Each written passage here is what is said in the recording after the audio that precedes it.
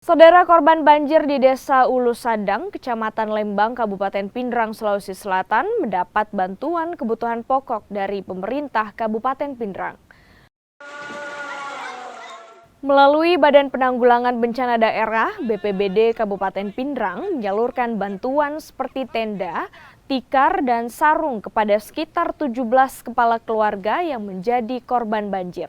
Banjir yang melanda Desa Ulu Sadang, Kecamatan Lembang, Kabupaten Pindrang terjadi sejak awal bulan Januari dan merendam sejumlah rumah warga serta fasilitas seperti sekolah, hingga korban banjir terpaksa harus mengungsi di posko banjir.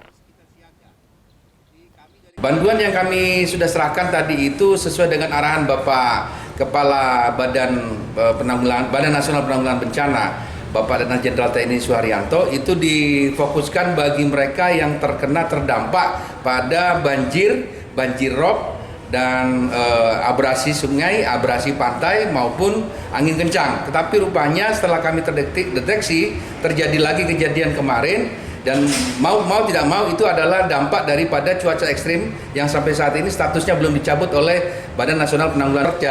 Tercatat ada yang sangat terdampak signifikan 17 KK. 17 KK itu rata-rata pada umumnya adalah ibu-ibu rumah tangga yang kami berikan bantuan tadi, termasuk ada beberapa juga warga masyarakat yang ibu-ibu muda yang memiliki anak kecil, itulah yang kami berikan bantuan langsung.